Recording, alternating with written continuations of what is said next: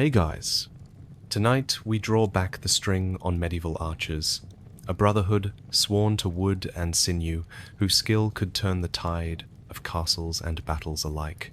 This story isn't just about blood and mud. It's about the relentless training that forged steady arms, the hush before the volley, and the quiet victories when an arrow found its mark. Imagine dawn breaking over a misty field, the weight of your longbow in calloused hands, and the taste of dawn air laced with horse sweat and hope. From the rhythmic chant of foot soldiers to the tension of drawn string, you'll see how a single arrow could decide the fate of kingdoms. We're asking what it would actually feel like to survive just one day as an archer in the Middle Ages. Let us know in the comments where you're tuning in from and what time it is in your corner of the world. It's always amazing to see who joins the ranks. Now dim the torches, draw a deep breath, and let's step into the quiver of history together. You wake before the sun breaks over the ramparts, not to birdsong but to the low rumble of half-drunk soldiers snoring on rough straw mats. Your own bed is little more than a pile of damp chaff under a canvas sling, and you roll off onto the cold earthen floor with a grunt. Your wrist protests where that carved bone brace still clings, shivering in the chill of dawn. The brace is smooth and yellowed with age. Its curved form is etched with tiny runes you traced yourself after that blow to the arm last winter. You flex your fingers and feel the warmth returning as you sit up on one elbow. Slivers of pale light creep through cracks in the wooden wall and land on broken arrows and leather quivers stacked by the hearth. You catch the scent of tar from the roof seams, mixing with the faint sweetness of oats that remain from last night's porridge in the cook's cauldron, now hardened to crusty lumps on the lid. Somewhere just beyond the barracks door, a guard paces his beat, and you hear the rattle of his hobnails against stone. You stretch and feel your back crack louder than the bowstrings you will set tight before breakfast. Every muscle in your body complains, but you welcome the ache, because it means you are alive and ready. You haul yourself onto unsteady feet and brush straw from your rough-spun tunic. The fabric is stiff from clay dust and sweat, but it will have to do until the tailor has time for you. You step over the boots of a comrade still immersed in dreams of tournament triumphs. He mumbles something about a bull SI just before you leave his snore zone. In the dim light, you step outside and inhale the morning air. Frost glistens on the crude timber beams overhead. The courtyard is still hushed, save for a dozen archers trudging toward the training yard. Each man carries a longbow nearly as tall as he is. The ashwood is polished smooth where grateful fingers have traced its curve. You give a nod to the man on your left who tips his cap in return. No words are needed between brothers of the bow. You slip your arm through the bone brace and wrap the leather ties snug against your forearm. It clicks into place, and you flex against its support. Last season, it saved you from a fletching accident that might have left you bowless for good. You tap the brace 3 times for luck, then secure the straps. The dull weight of the brace against bone and sinew reminds you that carelessness can cost more than a missed shot. Smoke from the cook's chimney curls through a hole in the rafters, and you follow it toward the great hall. Inside, the hearth glows with embers still hot from last night's fire. The cook greets you with a nod and ladles barley gruel into a wooden bowl. He hands you a thick slice of rye bread that offers little resistance to your teeth, but fills your belly enough to steady your aim. You find a bench beside the hearth and settle in. Comrades clank wooden bowls as they gather around, and you share a wry smile when the youngest archers argue over who poured too much water into the porridge. Between bites, you lean forward and trace the scorch marks on the hearth rim. Each blackened patch recalls a morning like this one, when half sleep and half hunger nearly sent your arrow wide of a man-sized target. You clear your throat and exchange a hushed joke about cooking practice bricks instead of mutton yesterday. Laughter ripples through the circle, and you feel the warmth of fellowship spread through your chest. Service to crown and kin is more than duty. It is a bond hammered in shared biles. When the porridge is gone, you lift the bowl to your lips Swish the last milky residue around, then toss the wooden dish onto the scullery pile. You rise and stretch again as the morning ritual is complete. Outside, the sun has crested the north wall and casts long shadows across the yard. You adjust your quiver so the heads of your arrows brush the back of your cloak. You double-check the fletching on your practice arrows, then slot one between forefinger and middle finger.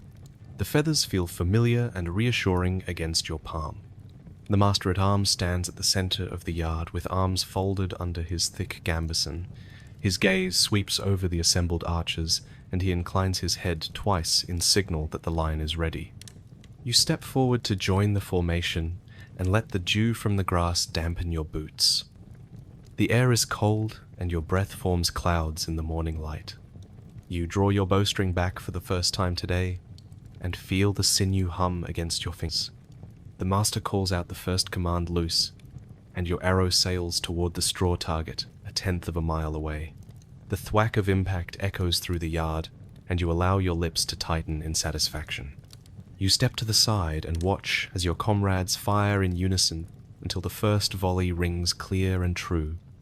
The rattle of bowstrings and the chorus of arrows striking straw form a symphony you know by heart. Between drills, you wiggle your toes and peel grass blades from your boots. You rest at the back and watch the second line of archers practice spur shots beneath an open overhang. Every successful shot draws a murmur of respect. You remember your own first accurate arrow after the master declared you ready for patrol duty. That day, you felt taller than a castle tower. The sky brightens further as the cold begins to lift. You turn your face to the east and feel the sun's first warmth on your cheek. You catch sight of manor windows above the battlements and imagine the noble family within enjoying breakfast in fine silks. You shake your head and remind yourself that true honor belongs to those who stand in the yard through wind and rain so that banners may fly free. When the master dismisses the formation, you collect your arrows and return to the barracks where you stow your bow against the post. You exchange nods with a veteran who claps you on the shoulder to say that your draw is growing stronger. You sink back onto your damp straw mat and run your hand over the carved runes on your bone brace. You smile, knowing that another day has begun one more chance to prove your skill and stand shoulder to shoulder with the brotherhood sworn to wood and sinew. The crown calls you. Kin depend on you. You will not falter. After the volley ends, you gather your arrows from the bale and stack them carefully in your quiver, the fletching soft against your palm. You step off the practice line and wipe dew from your bow with the hem of your tunic. The yard is littered now, with discarded arrow shafts and footprints pressed into the soft earth. You bend to pick up stray feathers and bone splinters, slipping each into your pouch to fuel tomorrow's repairs. Every bit of material will be needed when the wind whips fierce or the shafts splinter in battle. Your fellow archers wipe sweat from their brows, though the sun has yet to climb high. You exchange quiet nods as you cross the courtyard back toward the barracks. A horn sounds from the battlements, low and resonant, calling all able archers to muster before the captain. You exchange a quick glance with the sergeant. He gives a curt nod, and you step lively toward the great hall. Your feet crunch over gravel and broken pottery shards, the sound anchoring you to the moment. Inside the hall, torches gutter in iron sconces, casting flickering light over rough timber walls. A line of leather-jerkined archers stands at attention, breathing even and ready. You slide into rank beside a veteran whose eyes carry the quiet confidence of many campaigns. The captain enters, his boots echoing on the flagstones. He surveys the line, then speaks in a voice that carries both command and reassurance. You lean forward to catch each word. He announces that a patrol will ride north to scout, approaching scouts rumored to be gathering beyond the oak wood. A murmur runs down the line at the prospect of travel, though none dare show excitement in his presence. He reminds you that terrain will be rough, that wind and rain are likely, and that each arrow must count for 3. He tells you to check your equipment to ensure each brace and strap holds firm, to ease into the morrow with caution and resolve. Then, he dismisses you. A single nod, and you file out, ready for whatever lies ahead. You slip from the hall into the armory, where racks of bows and quivers line the walls. A young quartermaster greets you by name and hands you a spare string wrapped in oiled cloth. You accept it with a nod and set it beside your brace. Then you move to the table where shafts await trimming. You pick one up and run your thumb along its length, feeling for knots or splinters that could spell disaster in flight. You gently sand the tip where the arrowhead will seat. Each motion is practiced and, sure, woven into muscle memory that has saved your life more than once. A squire approaches with a cloth-wrapped bundle, careful not to jostle its contents too harshly. He unwraps it to reveal steel bodkin points forged the night before. You press one to the glow of a brazier, testing its heat and hardness, then slip it onto the shaft. The point seats with a soft click against the wood. You give it a twist and push, and the bond feels perfect. You repeat this 6 more times. Each arrow a promise between your hand and the unseen target. By the time you finish the last arrow, your wrist aches beneath the brace, and you pause, flexing each finger. The tender rasp of bone against flesh reminds you of the accident that forged the brace. You trace a fingertip over the carved runes, and whisper a quiet thanks to the smith who taught you both steel and healing. You slip the arrows into your quiver, each shaft resting like a silent sentinel. Outside the armory, the wind has begun to pick up. You huddle into your cloak and step into the courtyard once more. Clouds scud low across a pale sky, the scent of damp earth rising from the grass. The captain's horn sounds again, sharper this time, and you hurry to mount your horse at the far end of the yard. Your saddle waits empty beneath a tarpaulin. You throw the cloth aside and lift yourself into the stirrups with practiced ease. The horse fidgets, but stands firm as you cinch the straps. You tether your bow to the saddle horn and hang your quiver within easy reach. A groom brushes fallen straw from the leather, then dips to pick up a dropped horseshoe nail. He tucks it into his pouch, and with a mischievous grin tells you that good luck comes in unlikely forms. You share a brief smile before adjusting your stirrups and tightening the girth one more notch. Archers mount behind you, each settling into the rhythm of horse and road. The line of riders moves out through the barracks gate, the creak of wood blending with the whinny of horses and the thrum of hooves on cobblestone. You greet the sergeant in passing, and he claps you on the shoulder with forceful pride. His heavy armor glints in the fleeting sunlight. You nod and ride on, feeling the warmth of his confidence wash through you. The village just outside the gates lies quiet now. Smoke drifts above rooftop chimneys, and a few early risers wave at the passing column. You catch the glint of a child's wooden toy on a windowsill and feel a pang of longing for simpler mornings, for a hearth fire and warm porridge shared with kin. But that is a world for another time. Today you ride for the crown, for kin, for the honor of the archer's brotherhood. The road dips into a valley where a shallow stream winds through reeds. You guide your horse down the slope and reach for a waterskin. You lift it to your lips and drink the cool water, tasting its purity against the grit of dust in your mouth. Around you, your comrades quaff from theirs, each sip a small rebirth. You wipe your mouth on your sleeve and stow the skin on your saddle. Up ahead, the oak wood looms, its ancient trunks stretching toward the heavens. Beyond its edge, the rumors speak of enemy scouts, of banners carried from distant lands, of steel to meet steel. You draw your horse forward, the line tightening as the brigade prepares to enter shadow. You feel the weight of your bow against your side and the reassuring bulk of your brace beneath your sleeve. For a moment you recall the dawn's gentle light through your barracks window, the smell of oats and tar, the feel of damp straw beneath your body, the hush of sleeping men. Now you ride into unknown danger. Yet your heart beats steady with purpose, each breath a vow that you will not falter. You will be the eye of precision that unsettles the storm flame of arrows that wills freedom from tyranny. With that silent promise, you urge your horse into a trot and cross the threshold of the oak wood, leaving the dawn behind to greet the trials of the day. Tonight, you will rest once more on your straw mat, bone brace still warm against your skin, the faint weight of victory or defeat broken only by the rhythm of your own steady breath. You find yourself once more in the great hall before the first light has fully settled on the sky. The long wooden tables are already alive with movement. Comrades gather around the steaming cauldrons, their breath rising in soft clouds as they lean in to spoon out thick porridge. You step forward and settle your bowl beneath the cook's ladle, watching the barley grit tumble in like pebbles arriving at a shore. The porridge is heavy but warm, flecked with bits of crushed grain that have soaked overnight, and it smells of earth and hearth smoke.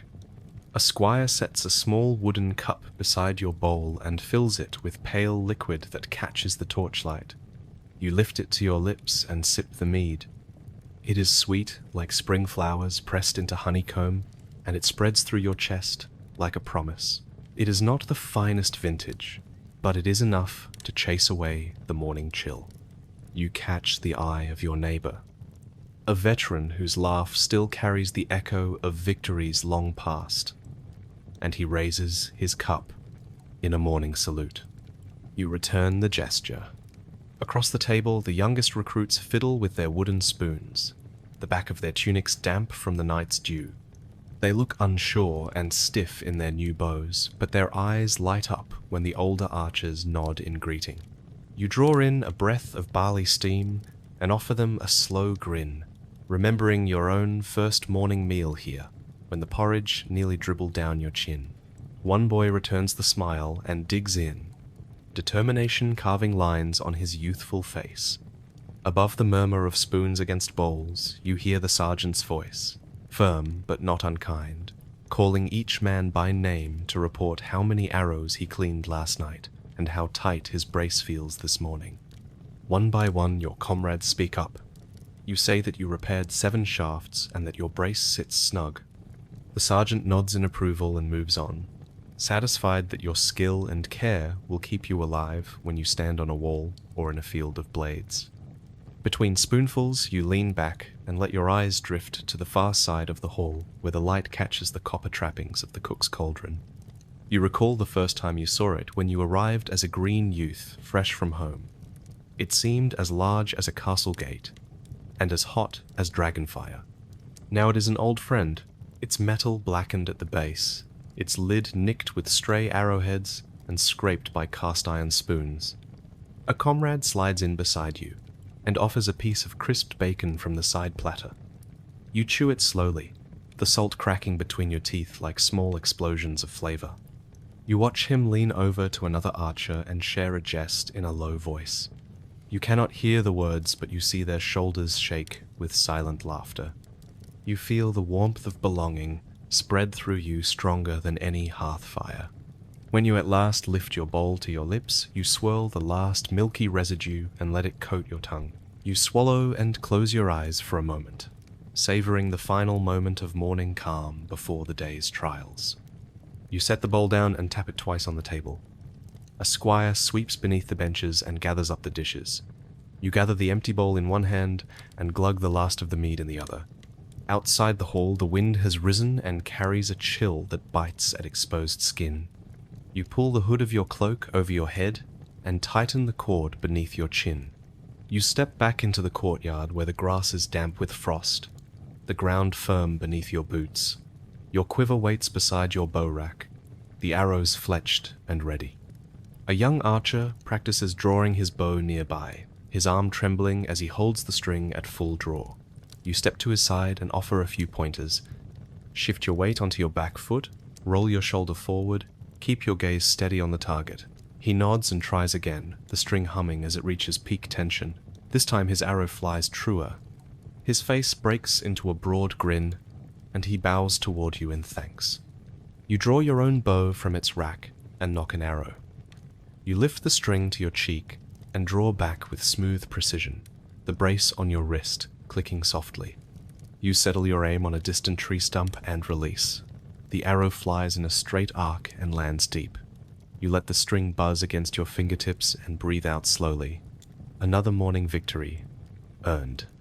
As you collect your arrow from the stump, you feel the sun begin to break fully across the yard. Its rays chase away the last of the frost and set the dew alight in countless diamonds on each blade of grass. You tip your head back and let the warmth fill your face. You feel your belly and your heart both steadied by breakfast and friendship. When you return the arrow to your quiver, you hear the call to assemble in the stable yard beyond the chapel. The captain plans to test your aim at moving targets today before sending you out on patrol. You nod to the comrade beside you, and together you stride toward the next trial. Your empty bowl and cup are forgotten on the bench, but not your morning feast, which you carry in every drawer of the bow and every pulse of your steady arm. Today you serve crown and kin, and you will not falter. You lift your bowl from the table and empty the last cold dribble of mead into your mouth. You press your lips together against the sweetness that will linger on your tongue for the next hour. You let your bowl clatter onto the scullery pile and settle your mead cup beside it. The cook nods once in approval, then moves on to the next ladle of porridge. You stand and rub your hands together, warming them against each other before reaching for your cloak. Around you, the hall hums with conversation. An older archer tells a story of the day he split a hawk's eye at 200 yards. Young recruits lean forward, eyes wide, as he pantomimes the draw of the bow and the nod of thanks the hawk gave before it tumbled from the sky. You press a hand to your own brace and feel a spark of pride. Tomorrow, you might add your own tale to the hall's lore. You step over a coiled bowstring lying on the floor and snake your cloak from its peg. The wool is heavy with the scent of smoke and sweat, but you welcome its weight. It reminds you that you belong here among these men. You sweep a stray lock of hair from your eyes and tight grip the edge of your cloak to keep the morning breeze at bay. By the hearth, two veterans trade insults and advice in a low growl. One argues that the new feathering glue is no match for boiled hide oil. The other insists that hide oil will slip in the rain, and that glue alone will keep an arrow fletching true. Neither yields ground, but each caresses the other on the shoulder once a point lands and laughter breaks the tension. You step between them and offer your own opinion on the matter. The banter grows warmer, more raucous, and soon everyone is shouting over each other about arrow shafts and bow limbs. You smile and let the madness wash over you. Beyond the hall, the stable door stands open, and you hear the soft neigh of horses. You sling your cloak over one arm and pick up your bowl to carry it outside. The courtyard stones glisten with frost that cracks under your boots. You pause at the threshold and glance back at the cook scrubbing the cauldron's rim. He lifts his hand in farewell and you return the gesture, your bowl cradled against your chest like a fragile prize. Outside, the wind bites sharper than any spear. You pull your cloak snug and tuck your chin to your chest. A stable hand in patched jerkin beckons you forward. You step from the hall into the chill and feel every hair stand at attention. Frost clings to your eyelashes and you blink it away. In the dim light, you can just make out the outline of your horse's stable. He whickers softly when he sees you. You enter the stall and breathe in the warm scent of straw and hay. The stable hand strokes the horse's flank and hands you a bucket of warm water. You lift the bucket carefully, testing its warmth, then pour it down the animal's mane. Steam rises in a gentle cloud. The horse shakes its head, flicking droplets of water onto your boots. You laugh and wipe your arm on your cloak. The stable hand nods at your brace, then ushers you to a trough where cold spring water bubbles under frozen leaves. You scoop handfuls to wash your own hands before returning the bucket to its rack. With your hands now clean, you reach into your pouch and retrieve a piece of dried venison.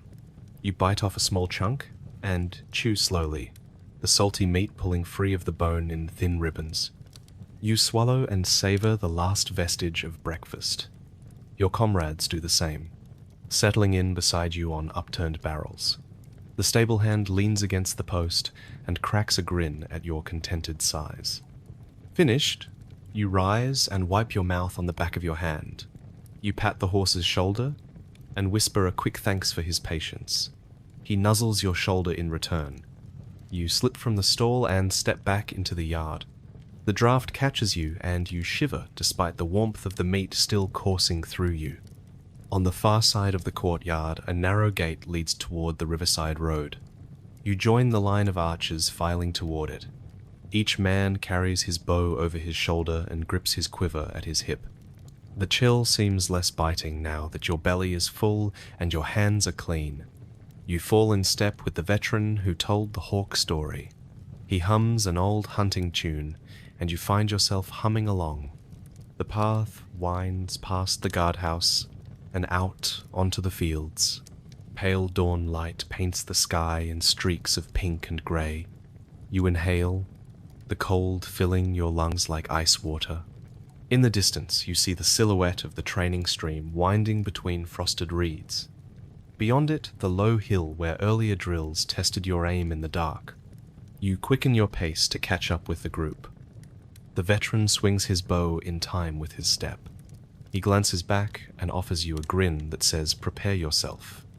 You nod and adjust your brace. It clicks once, twice, then holds firm. His approval bolsters your confidence. You know he has survived dozens of campaigns, and yet he still shares that quiet pride in each arrow you loose. Up ahead, the archers pause at the edge of a copse. The ground is crusted with frost and dotted with hoofprints from the night's grazing. You wipe your gloved hand across your bracer and free the leather strap that holds your water skin. You take a sip of cool water, then tuck the skin back against your side. Your cloak catches the wind and flaps behind you like a banner. A scout riding a lean grey horse emerges from the trees. He rides to the front of the column and calls your captain's name. The captain dismounts and exchanges a few tense words. You strain to hear mention of enemy scouts, but the wind carries only fragments. The captain nods grimly, then returns to the group and calls out for volunteers to scout the opposite bank. Hands raise and gloves fall as eager archers step forward. Your heart pounds as you consider the ground you may cover today. The captain's gaze sweeps the field and lands on you. He nods once, sharp and decisive. You step forward and unsling your bow. The chosen archers mount their horses and head down the slope toward the stream. The rest of the company follows at walking pace, bows at the ready. Frost crunches under hoof and boot, each step reminding you that the ground is hard beneath lies and memory. You ride at the front with the scout, his knuckles white on the reins. The stream banks are iced at the edges, and the water runs black and cold. You dismount and lead your horse through the shallows, the current tugging at his hoof. He paws at the water, then steps forward with cautious strength. You climb onto his back once the bank is beaten down. Above you, the sky brightens to pale blue. Ahead, the opposite bank stretches green and open. The earth there is softer, and you spy footprints at the waterline. The scout dismounts quickly and crouches to examine them. You slip quietly from your saddle and stand beside him. He points out tracks from a column of infantry followed by wagons.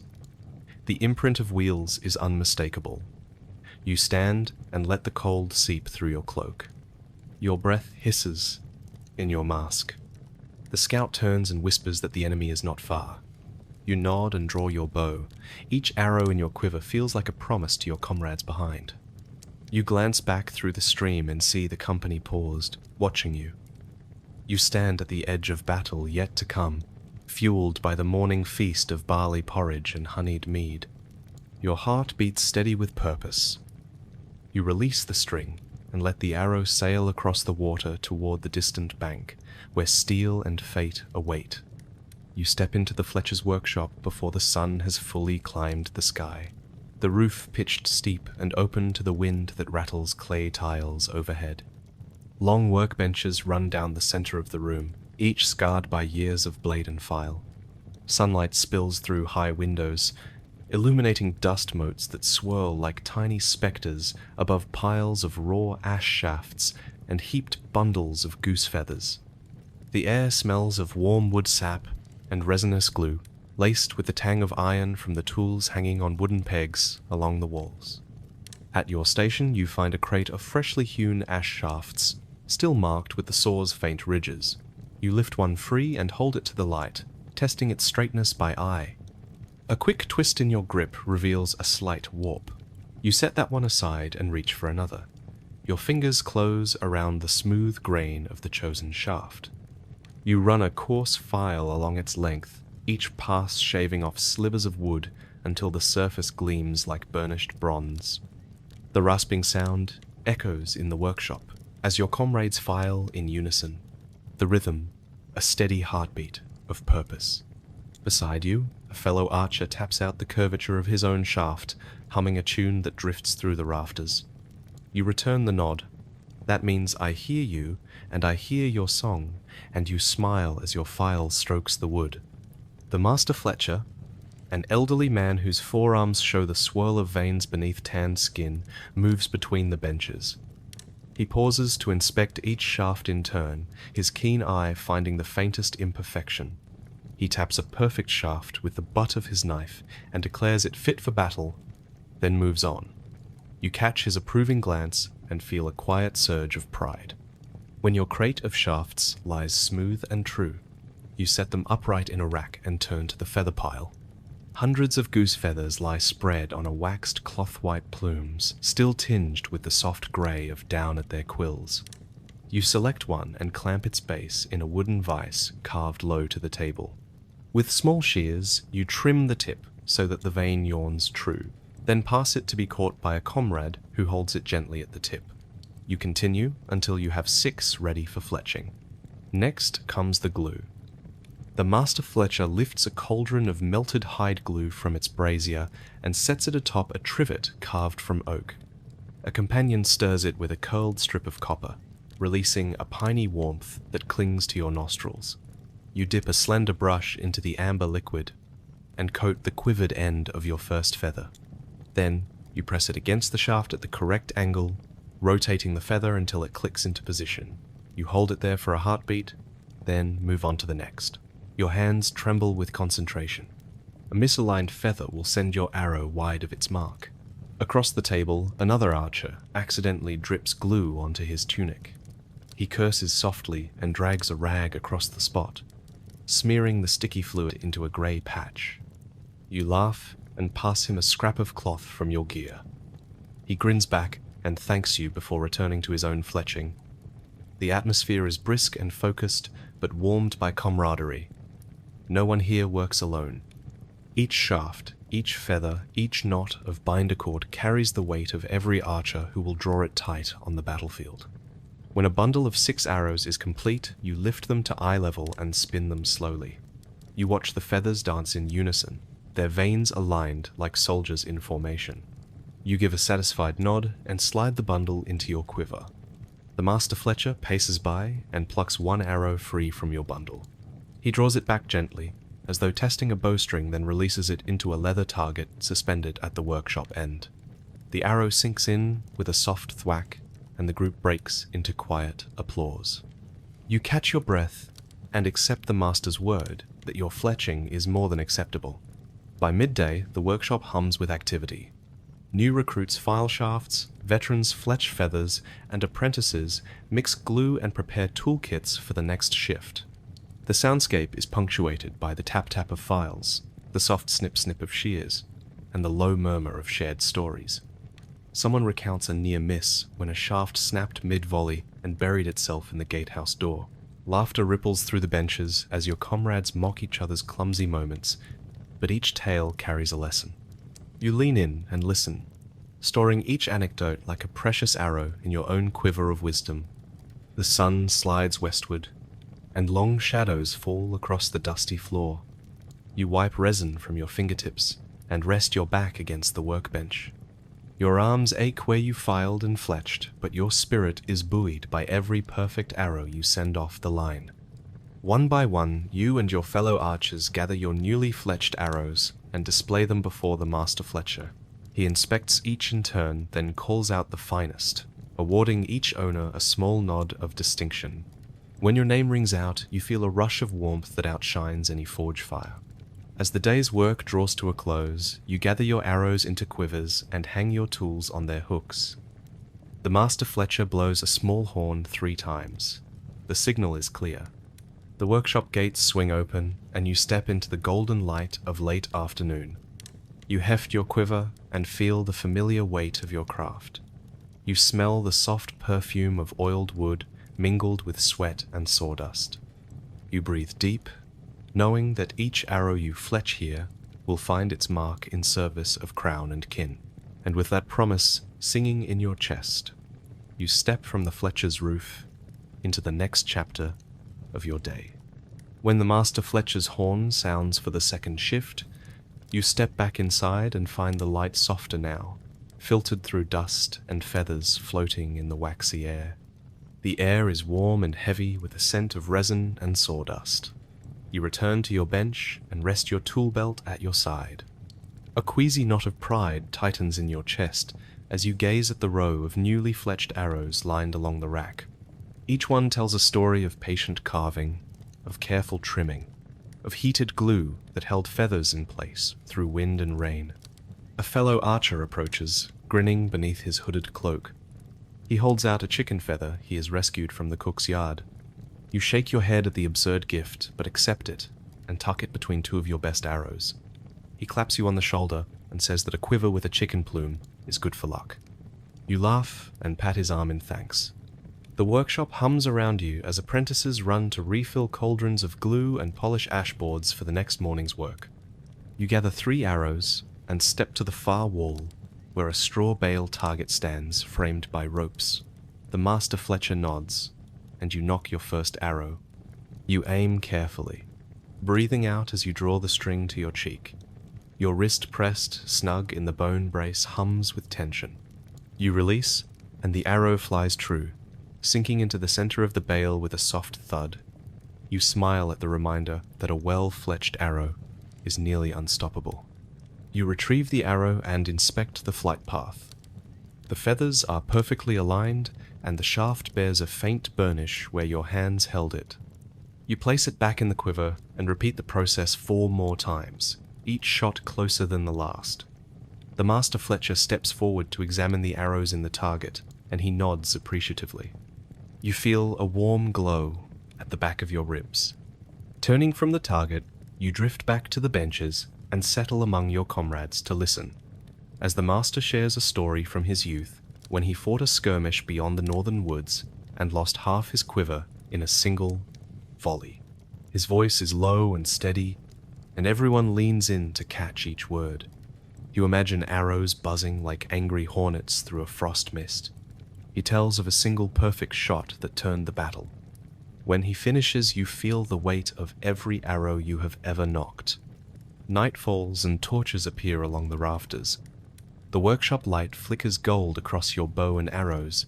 You sweep a rag over the bench and toss splinters into an ash bucket. You unscrew the lid from a small jar of oil and run a thin film along each shaft to protect the wood from moisture in the spring air. Your fingers move in a rhythm you barely need to think about. You pause when the oil drips from one arrow and wipe it clean with your sleeve. A squire enters carrying a bundle of fresh linen cloth. He lays it out on a new bench and invites you to wrap the ends of your arrows to cushion transport. You cut strips and wind each one tight, knotting the cloth so it cannot loosen. A comrade helps you by holding the arrows steady. Together you finish the task and tuck the wrapped arrows into a leather case marked with your initials. You step back and survey your workbench. Tools are neatly hung, ribbons of wood shavings are swept into a pile, feathers are sorted by size in wooden boxes. For a moment, there is nothing more to do. You lean against the wall and catch your reflection in a polished metal bowl hanging there. Your tunic is streaked with glue and sawdust, and your fingers bear the faint amber stain of resin, but you would not trade this life for all the silks in the manor. Outside the workshop door, your captain waits, flanked by the sergeant and 2 veteran archers. He greets you by name and holds out his hand. You slip your carved arrow case into his palm, and he nods in approval before handing it to his squire. He says that your arrows will be ready for tomorrow's dawn skirmish. You bow your head and feel the surge of pride that comes from crafting something both beautiful and deadly. As you step from the Fletcher's roof into the cool night air, you pause at the threshold. Lanterns glow along the eaves, and snow whispers through the open door. You pull your cloak up and feel the weight of evening settle around you. You glance back once at the workshop where your arrows were born. The memory of wood and feather and fire will carry with you through the trials ahead. You join the column of archers, filing down the yard toward the barracks. Moonlight glints on steel arrowheads, and the silence is punctuated only by the crunch of frost beneath boots. Your heart beats steady in your chest. You will use these arrows tomorrow with skill and purpose. You will stand shoulder to shoulder with your brotherhood sworn to wood and sinew. And when the sun rises, you will draw back your string in perfect unison with the others and send your arrows soaring like thunder through the dawn sky. You step into the courtyard just as the morning mist begins to lift, the first pale light revealing rows of bows resting on wooden racks.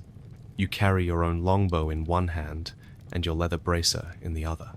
The bracer is supple but firm, its straps worn soft by countless mornings of use. You slip your forearm through the opening and pull the leather snug, fastening each buckle until the bracer fits like a second skin. It cushions your arm against the bowstring's snap and reminds you that every precaution matters in the life of an archer. With your bracer in place, you turn to the bow rack and lift your ash bow, its limbs curved in a gentle arc honed by your own hands. You cradle it like a chosen companion, running a fingertip along the grain of the wood that gleams with oiled polish. At the center of the bow, you pause to check the knot where bowstring meets limb. The string itself is newly waxed, its fibers dark and smooth, humming with latent energy. You brush your palm along its length and feel the subtle vibration like a purr of promise. You settle into position at the shooting line, planting your feet shoulder-width apart on frost-coated grass. The ground beneath your boots is firm but uneven, a reminder that you must find balance with every shot. You draw an arrow from your quiver, its shaft perfect and fletched with care. You notch the arrow gently against the string and slide your fingers into place. The bow feels alive in your hand, every curve and grain speaking of potential flight. Before drawing back, you glance to your mentor standing a few yards away. He is an older archer named Bram, his silvered hair tied back in a leather thong, his eyes bright with quiet confidence. He watches you with half-raised brow, as though gauging not just your form but your spirit. You give him a small nod, and he returns one of encouragement, the simplest of gestures that steals your focus. You lift the bowstring to your cheek and draw. The bracer presses firmly against your skin, and you feel the tension build in your back muscles. The world narrows to the target ahead, a straw bale painted with concentric rings set against a timber frame.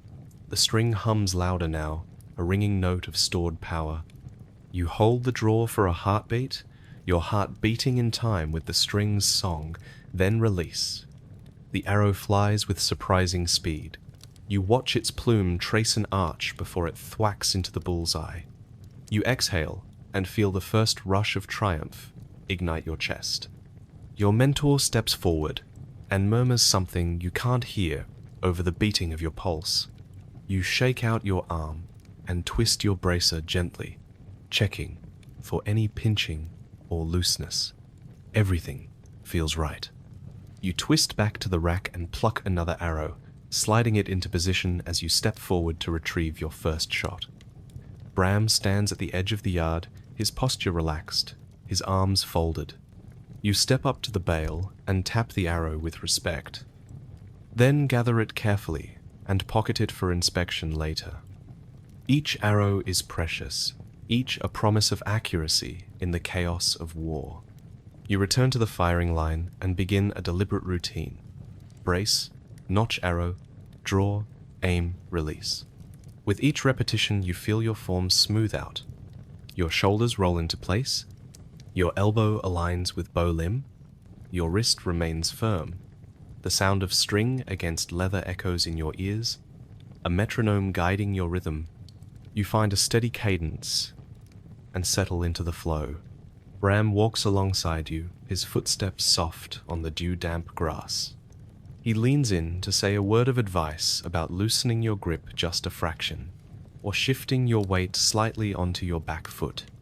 You adjust, focusing on the subtle change, On your next draw, the arrow splits the line you hit before. You glance at Bram, and he gives a single approving nod.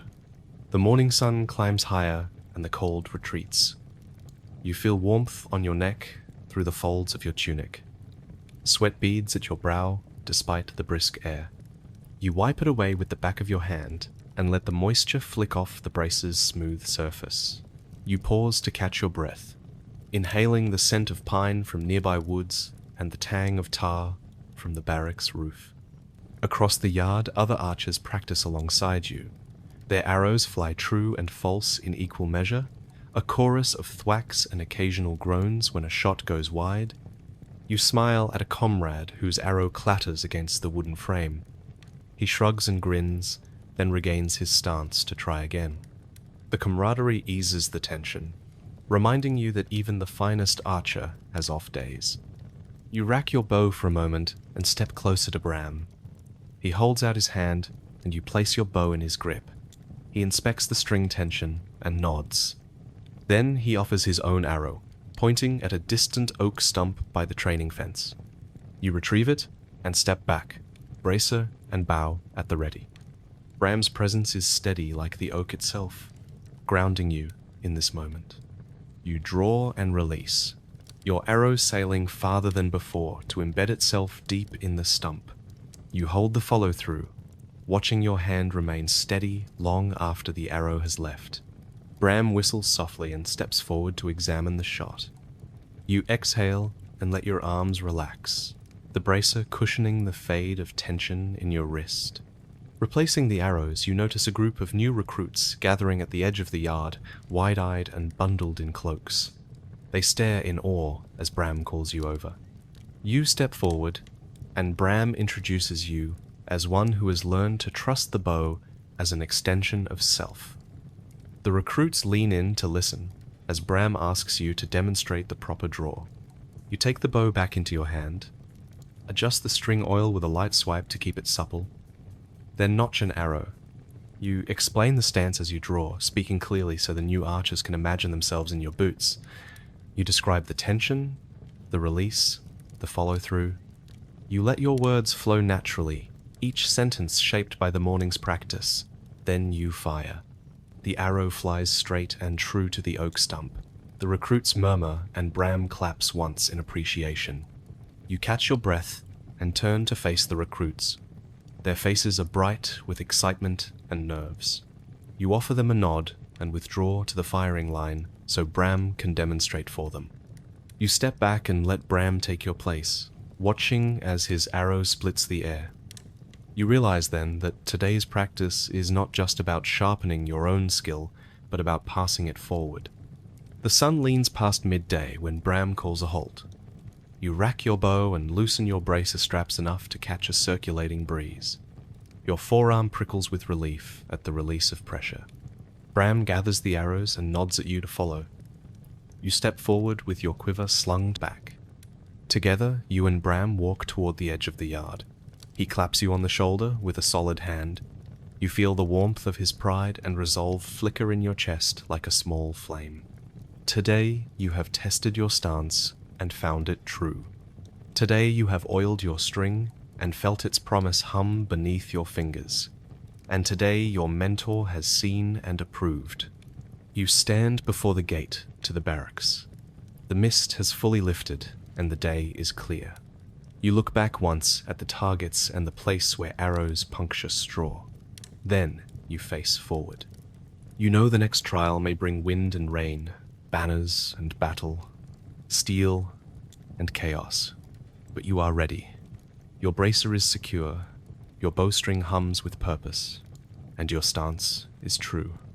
You draw a final breath of the crisp morning air and step back into the rhythm of your day, an archer sworn to wood and sinew. You pause at the edge of the practice field, feeling the heat of the midday sun on your back even beneath your cloak. The bracer around your forearm is still snug and protective, its leather smooth where the bowstring snaps against it. You lift your bow once more and turn to face the open expanse before you, targets set at varying distances, each one a promise of skill or a warning of failure. Your mentor Bram stands off to one side, arms folded across his chest. He watches you with the same calm intensity that guided your very first draw. He nods at the outermost target, a small ring painted on a weathered oak stump.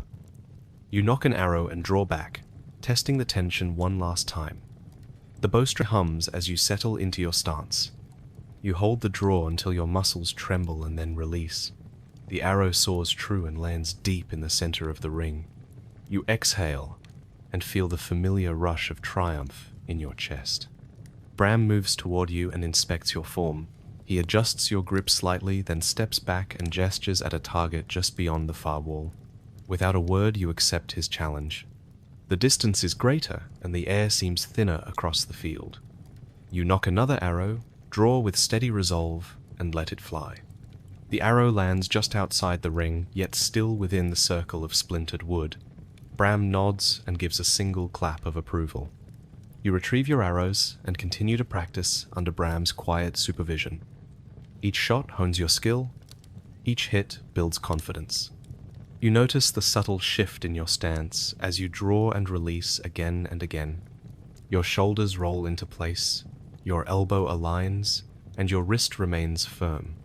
You no longer watch the string slip from your fingers, but follow the arrow's flight with your eyes. After a long series of exercises, Bram calls a halt. You step aside as he gathers the arrows and addresses the assembled archers. You lean in to catch his words of praise for those who showed growth and gentle admonition for those who rushed their shots. When he finishes you, lower your bow and tap your bracer in thanks. Your arm tingles with fatigue, but pride keeps you warm. You hang your bow on its rack and loosen the straps of your bracer. You flex your wrist and feel the leather's imprint on your skin.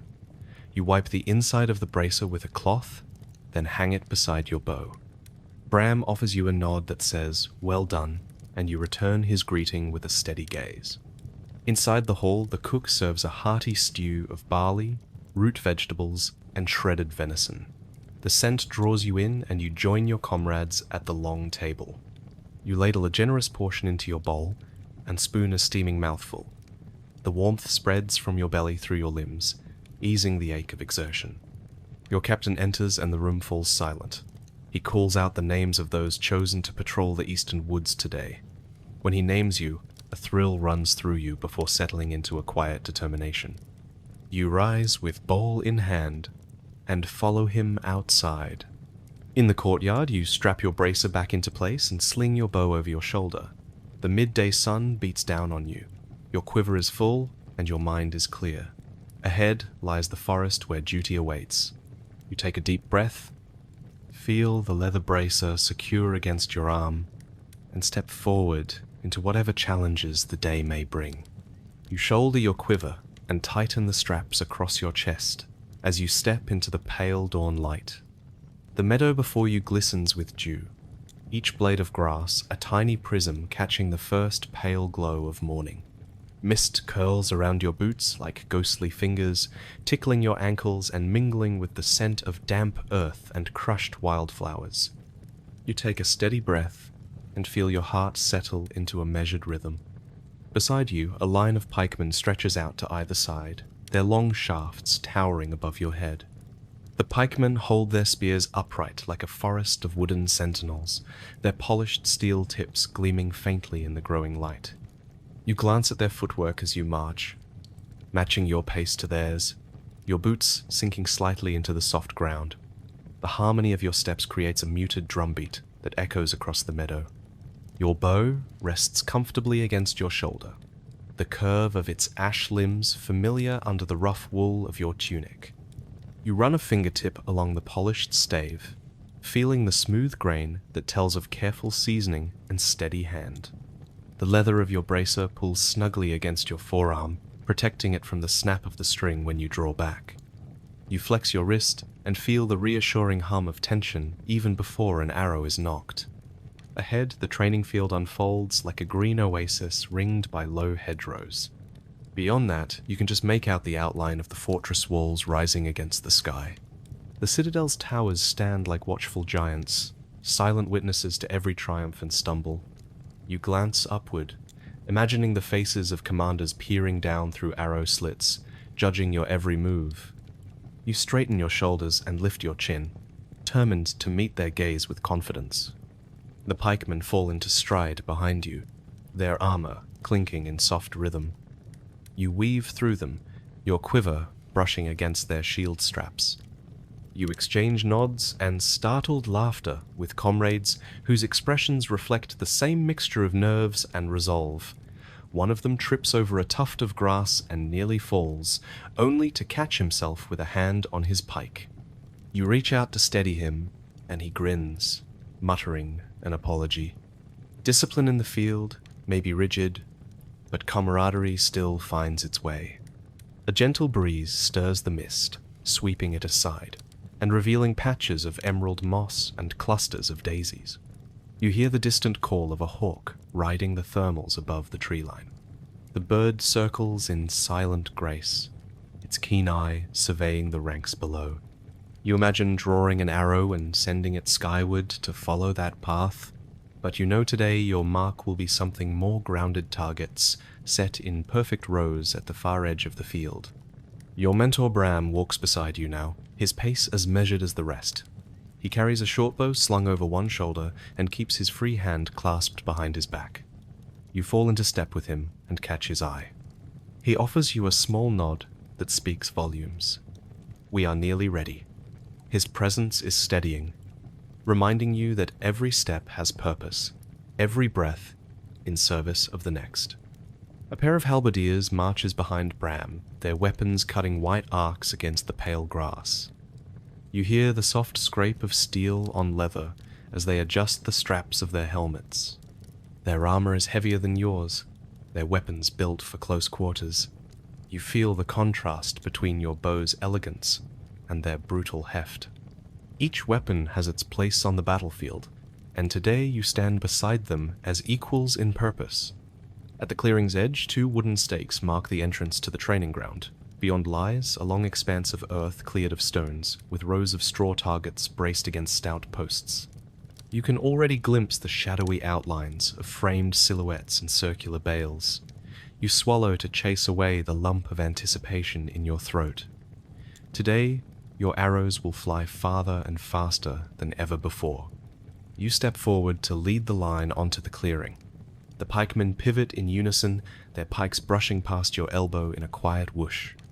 You guide your men through the gap, careful that no one's foot catches on exposed roots. The circle tightens as you reach the center of the field. You stand shoulder to shoulder with your comrades, an unbroken wall of bows and bodies ready to train under the open sky. The sergeant steps into the center of the formation, his voice carrying easily over the low rustle of our movement. He calls the roll, and each name echoes out. When your name comes, you step forward to salute.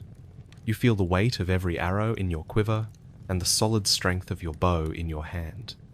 The sergeant nods approval and motions toward the first row of targets. You fall into formation before the nearest bale. Your comrades fan out in staggered lines, giving each man room to draw and release without fear of accident. You step up to your mark, plant your feet firmly in the soft earth, and draw your bowstring until it hums with tension.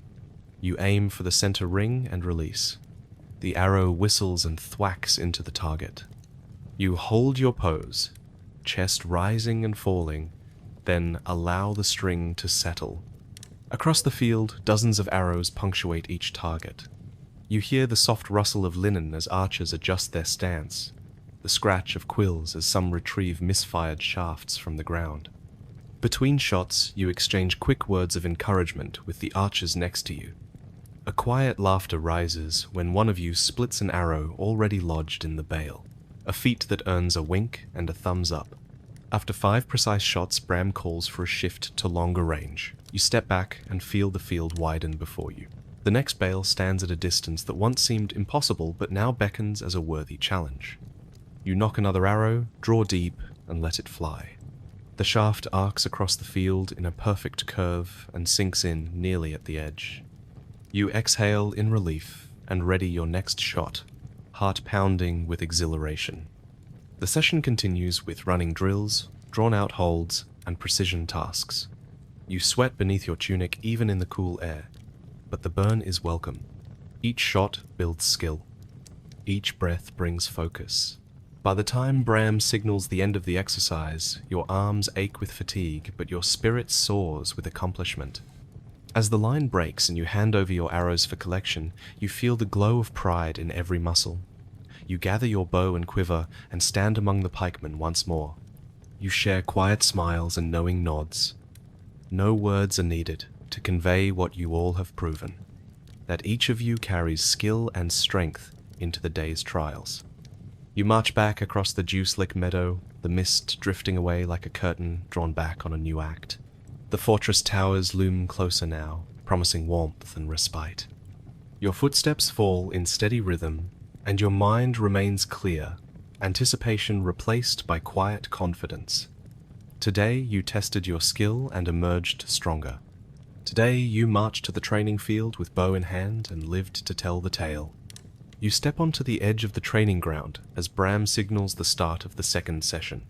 The targets stand waiting like silent sentinels, straw bales propped against wooden posts at measured intervals. Each bale bears concentric rings painted in faded red and blue, bull's eyes that promise both glory and mockery. You heft your bow and nock an arrow, settling into position with feet planted hip-width apart. Ahead lies your challenge. Your first task is a simple volley drill meant to build speed over precision. At Bram's shout, you draw and release in rapid succession. Arrow after arrow whistles through the air and thunks into the nearest bale. Your arm hums with exertion, but you let the bow string fly from your fingers without pausing. Around you, other archers match your pace, the field alive with the thunder of flying shafts. You count 5 shots, then step aside as Bram calls time. You jog forward to gather your arrows. You crouch by the bale, unhooking each shaft from the straw. Some lean at odd angles. One lies broken, splinters sharp as glass. Your finger pricks on a jagged edge and you curse softly, careful not to draw Bram's ire. You press a scrap of cloth to the nick and move on, collecting the rest. Bending back upright, you eye the next target farther down the line and feel anticipation stir. Bram calls you forward. He pats the stout oak stump marking the 50-pace line. You step up and gauge the distance. A hearty gust swirls low across the field, ruffling grass and tugging at cloaks. Bram warns you about wind drift and hands you a fresh arrow. You draw back, lofting the shaft into the air as you compensate for the breeze. You release and watch the arrow curve, just enough to land well within the central ring. Bram nods his approval and steps to his own mark. Your next drill tests endurance. You will hold the full draw for as long as you can bear before releasing. You notch an arrow and draw to your anchor point. Your cheekbone presses the string, and your elbow lifts in alignment. Bram begins counting heartbeats, and you tally each in your mind. 1, 2, 3, and your back quivers. 5, 10, and your arms tremble. 15, and sweat beads at your temple. 20, and your breath hitches. By 30, your muscles scream. You force yourself to hold one more heartbeat, then let the string snap home. The arrow sails true and lands dead center. You sag with relief and feel every fiber of your arms relax. Bram claps once, then they march you to the next station. There, a line of wooden silhouettes stands like a row of invisible foes. You are to practice quick draw under pressure. At Bram's signal, you spring your bow from its rest rack, notch, draw, aim, release. You repeat the sequence with frantic urgency until the silhouettes bristle with arrows. Nearby, one archer fumbles his arrow under stress, curses, and finds his hand shaking too badly to aim straight. You offer a nod of respect when he finally lands a shot. The drill pushes each of you past routine comfort and deeper into muscle memory born of necessity. By midday, the sun beats hot on your neck. Dew has dried from the meadow but leaves you dust clinging to boots and tunic. You jog back to the fountain for water, ducking beneath a low beam and filling your flask. The cold liquid soothes your parched throat and dribbles down your forearm. You catch sight of your reflection in the rippling surface and see dirt streaked on your cheek and sweat darkening your hair. You splash more water on your face and step back into the fray. The next exercise is volley fire in unison. You and your comrades form 3 staggered ranks. At the first whistle, you notch and draw. At the second whistle, you release. The result is a single pulse of silver shafts arcing across the field, the sound like rain on a tin roof. You feel the unity in that single breath, and release, the knowledge that you fight together or fall together. When your volley lands, you step forward to retrieve arrows and see the perfect fusillade across 3 bales. Bram allows a rare smile, and the line breaks into a ripple of pride. Then comes the group target. A single, larger bale stands at the far end. Each of you must fire at the same mark, a tight group that proves focus and discipline. You grip your bow and steady your breathing. You draw and release 5 arrows in quick succession. Each one lands within inches of the last. A cluster of identical impacts that glints in the sun. You feel the quiet thrill of mastery in that moment. Bram shifts to one-on-one challenges. You are paired with Ulrich, a veteran known for lightning speed. You stand side by side at his mark and prepare for a timed clash. On Bram's command, you both draw and fire. You release first, but Ulrich lands his arrow at the exact same instant. You chuckle and bow in respect. He returns the gesture, and you feel the sting of healthy rivalry. Next, he places a small wooden bucket at an odd angle above the ground. You are to strike the bucket rim with a single arrow. This is a test of precision and nerve. You step up, eyeing the tiny target, and draw. You let the arrow fly and hear it ring the bucket as clearly as a dinner bell. You grin to see the empty bucket swing. Bram claps once, then motions you to try again. This time you strike the bucket dead center. You allow yourself brief triumph before the next challenge. Finally, Bram calls a halt and gathers you around for a debrief. He commends you on your group volleys and your bucket strikes. He notes that your endurance held through the drills and that your form remained true even under fatigue. He offers a reminder. Archery demands not only strength of arm, but calm of mind. He warns that a single errant arrow on the battlefield could cost lives. You nod, mindful of the gravity behind each practice arrow loosed today. As the session ends, you feel the ache of exertion in every muscle. You space your boots carefully over the uneven ground as you line up to hand in your arrows. Apprentices collect them, checking shafts and fletching for damage. You step aside and unstrap your bracer. Your forearm tingles where the leather guarded you from abrasion. You flex your wrist and rub the inside of the bracer to ease the imprint. With tools returned, you and the archers march back across the dewless meadow. The fortress walls rise closer now. A column of archers in step, each of you bearing the physical evidence of the day's drill-dirt-streaked tunics, stiff arms, and proud faces. You catch Ulrich's eye in passing and exchange a nod of respect. The camaraderie forged in shared struggle binds you tighter than any oath. Approaching the barracks entrance, you uncoil your bow and slide it into its rack. You lay your arrows in the quiver slot with care. The armory doors close behind you with a soft thud. Inside, the hearth flames crackle, and the cook ladles a thick stew of barley, root vegetables, and salted pork into bowls. The scent warms your nostrils and draws you forward. You sit at the long table, elbowing aside the dust of straw and sawdust, and take a steaming spoonful. The rich broth slides down your throat and rekindles your strength. Your comrades share stories of morning feats and misfires. Laughter rattles the rafters. You lean back, bowl in hand, tasting each moment of warmth in body and spirit. Today, you marched to the training field with bow in hand and returned having tested not only your skill, but your resolve and your bond with your brothers in arms. As the stew empties, your hunger settles with a sense of quiet pride. You know tomorrow you will march again, and your bow will sing once more across the dawn sky. The pale light of dawn creeps across the training field as you stand ready at the firing line, bow in hand and arrows at the ready, the grass beneath your boots still slick with overnight dew. Your sergeant, a stern veteran whose voice carries authority even in silence, stands a few paces away, arms folded and eyes narrowed in appraisal.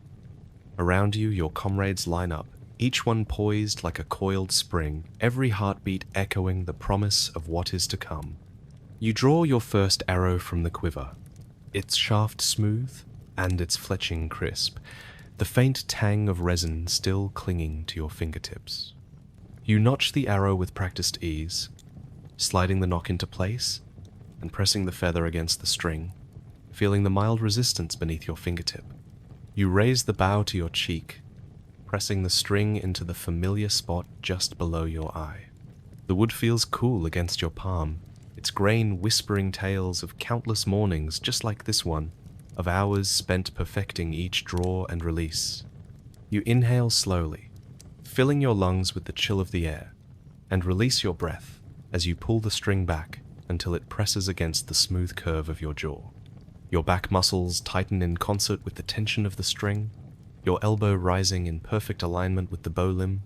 For a moment, time stops, and you exist only in the space between draw and release, your senses honed to the faintest hum of the bowstring and the distant caw of a raven circling overhead. Then you let go. The string snaps forward with a crisp note that rings across the field like a herald announcing your intent.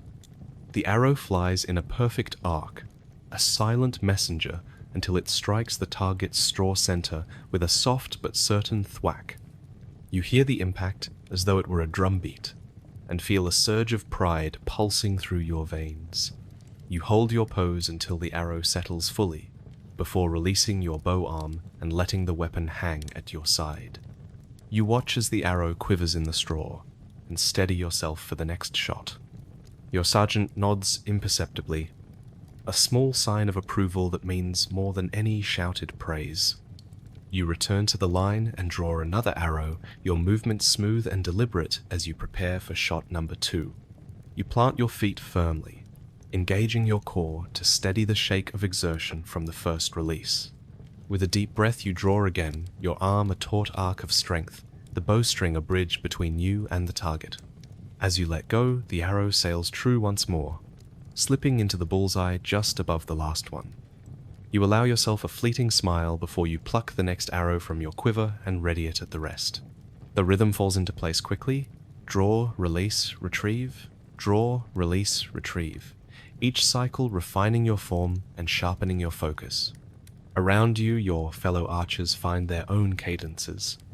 Some arrows landing with satisfying precision, others barely grazing the outer rings. But today is your day for practice, your day to push yourself further than before. You remind yourself that every shot counts not only against the target, but also against doubt and distraction. Each arrow is a testament to the mornings spent at this same field. The sore muscles, the stiff joints, the flicker of frustration when a shot goes wide. Today, those lessons converge in the quiet glory of mastery. After 10 arrows, your arm begins to tremble, the strain of drawing the bowstring over and over again, leaving its mark in the fine shake that ripples down your forearm. You steady yourself with a breath and glance at the target. 9 of 10 arrows rest in a tight grouping.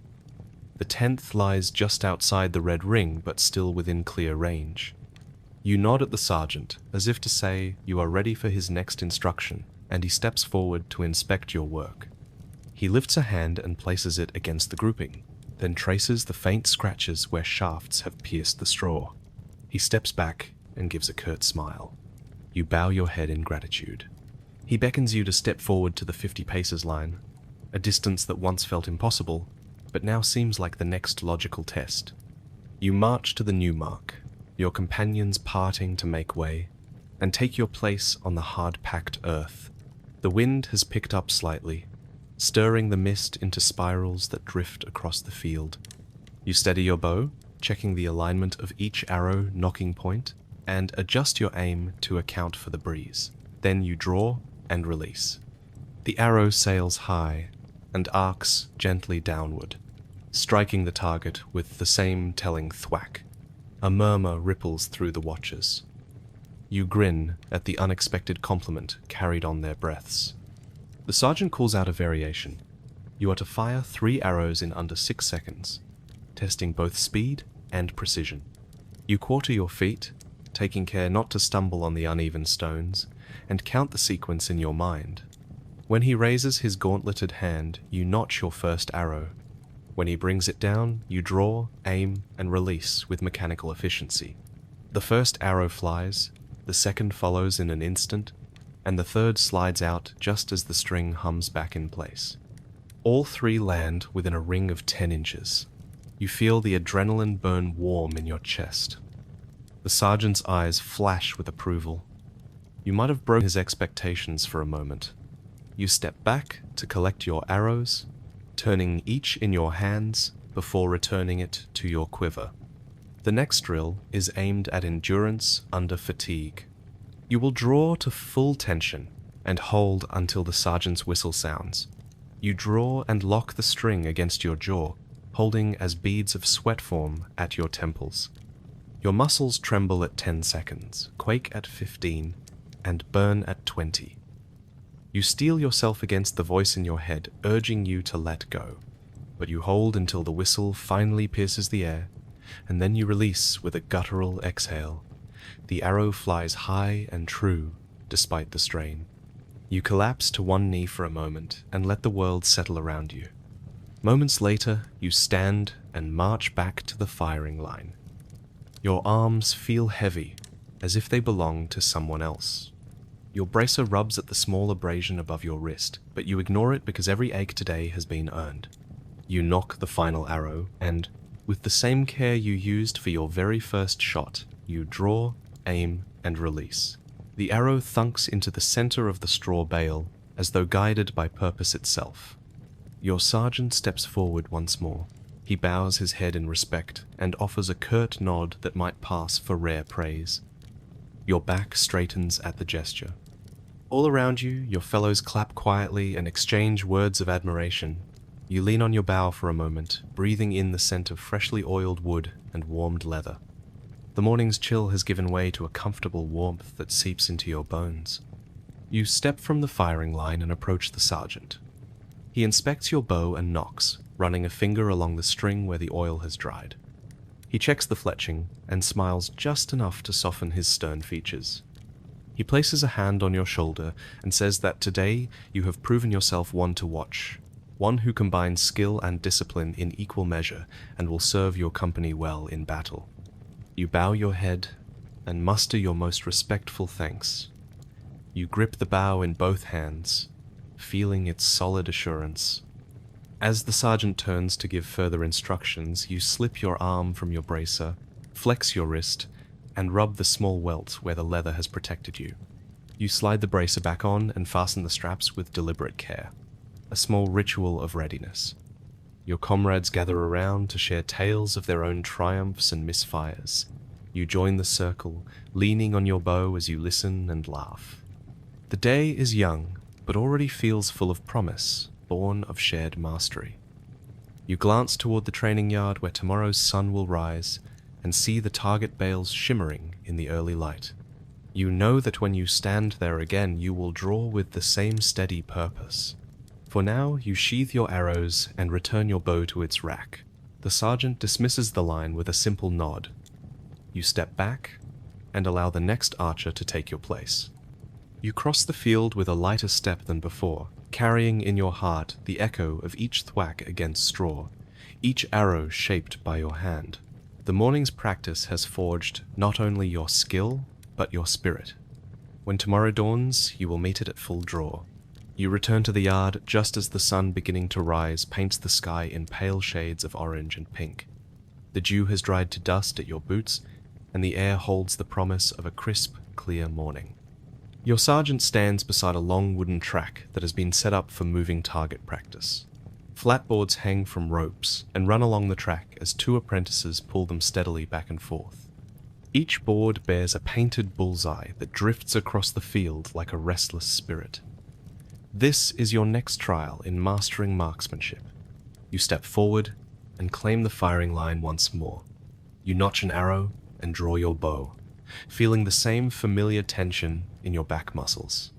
The sergeant gives a wordless nod and swings a hand toward the track. The target glides into view. You inhale and release in one fluid motion. The arrow whistles through the cool air and finds the target's center ring even as it drifts. You barely dare to believe it until you hear the soft crack of impact. You hold your pose long enough for the sergeant to see, then release and step aside. Your comrades move up to retrieve their arrows. You join them, bending to pull your shaft free from the moving board. The wood quivers where your arrow pierced it but holds its shape. You inspect the fletching and smile when you see no splintering. You return to the firing line with steady steps, tightening your grip on the bow stave. You feel your heart thrumming in time with the target's passage, your breath controlled by the memory of that successful shot. Next, the sergeant calls for group fire on moving targets. Archers line up shoulder to shoulder. You count the ranks and take your place in the second row. You watch as the targets begin to drift at varying speeds and heights. Your sergeant raises his hand and the signal is given.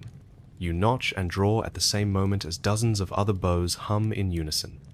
The sound is like distant thunder. You aim for one board as it glides past and release. Your arrow sails straight and thunks through the painted ring. You dare to look at the surrounding bales, and that most of your comrades have landed true as well. When the exercise ends, you march forward again to gather your arrows. The grass beneath your feet is stained with broken shafts and scattered fletching. You pick up each arrow with care, brushing it free of dirt before placing it back in your quiver. The sergeant observes your methodical pace and nods his approval. You realize that in archery, as in life, caution and respect for your tools matter as much as raw strength. The dawn light grows stronger.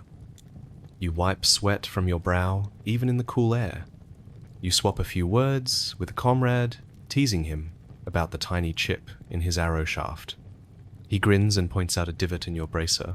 You both laugh briefly before getting back to your bows. The laughter lightens the weight of the morning's rigors and reminds you why you train alongside these men. The sergeant steps forward to demonstrate a new challenge. He stands near a wooden silhouette carved in the shape of a horse and rider. He explains that on the battlefield, cavalry is the greatest threat to unprotected archers. You must practice targeting a moving figure that represents a mounted foe. The silhouette is dragged along a line and treks slowly past each firing station. Archers take turns. You watch several men fire. Some arrows glance off the wood. Others hit too low or too high. Your turn comes, and you feel the surge of anticipation. You notch and draw and wait until the silhouette crests your line of sight. You release and see the arrow strike just below the rider's hand. You allow yourself a small nod of satisfaction. The silhouette swings by again, and you step aside as another archer takes aim. You notice the subtle shift in the sergeant's posture when you hit your mark. He tightens his jaw and watches the arrow quiver. You step back and catch your breath while the next man fires. Soon the sun climbs above the wall and the shadows shrink underfoot. The sergeant calls for a final test of precision. You will split your own arrow with a follow-up shot. He places an arrow in the target stump so that its haft protrudes. You must strike that protruding haft dead center. You step up with careful reverence. You notch a fresh arrow and draw slowly, focusing on the very tip of your first arrow. Your vision narrows. You feel the world contracting to that single point. You release. You hear the split exactly as you hoped. The target rings with a sharp crack that rings through your ears like a bell. You stand frozen for a moment as the sergeant strides forward to inspect the shot. He runs a hand over the two shafts, fixed in perfect alignment.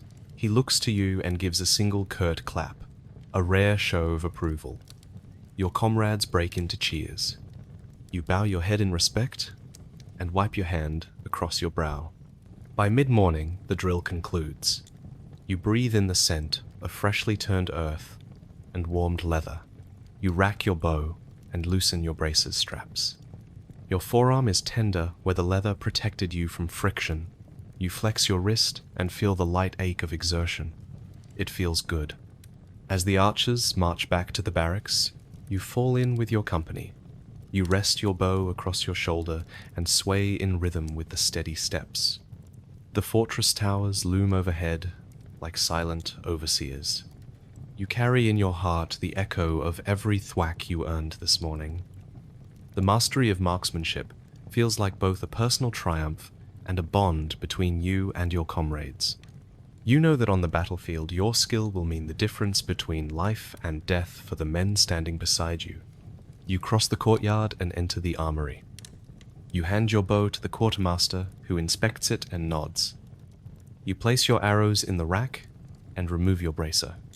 You rub your arm where the leather met skin. You feel the residual warmth of effort lingering like a proud memory. Beyond the armory, cooks prepare a meal of salted pork and coarse bread. The scent of sizzling meat beckons you. You step into the hall and join your brothers at the long table. You scoop a generous portion of pork onto your plate and tear off a chunk of bread. You chew slowly, savoring the taste of simple sustenance earned by skill and discipline. As you eat, you share the morning's highlights. You recount each split arrow, each moving target you struck, and the pride in the sergeant's rare smile. Your comrades laugh and toast your name. You feel the strength of camaraderie binding you tighter than any oath. Outside the hall, the sun burns away the last wisps of morning mist. The training field awaits fresh recruits and another round of practice. You know that tomorrow's dawn will bring new challenges, and that you will meet them with the same steady bow and unwavering focus. For now, though, you rest in the warmth of shared triumph and the sure knowledge that this morning you mastered marksmanship at first light. As the last light of day drains from the sky, you and your comrades gather around the campfire, settling on logs and crates scorched black by countless flames.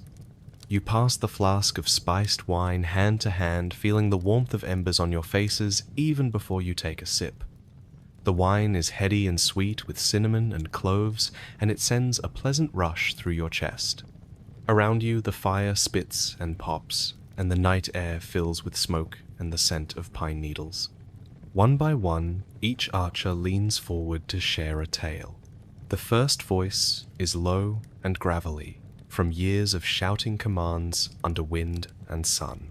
He describes the moment he split an arrow already lodged in a straw bale. He speaks of the thunder in his arm and the roar of the crowd that followed him back to the barracks. His eyes gleam as he recounts that flawless shot, and he raises his flask in mock salute to himself before passing it on. The next man tells of a frostbitten dawn when he misjudged the draw weight of his own bow and nearly lost his wrist to recoil. He laughs at the memory of the sergeant shaking his head and the apprentice healer swearing under her breath as she wrapped his arm in linen soaked in goat fat. You all laugh with him at the absurdity of bleeding into your own gear before you could even learn the secret trick of a proper grip. A third archer speaks in a whisper that draws everyone close.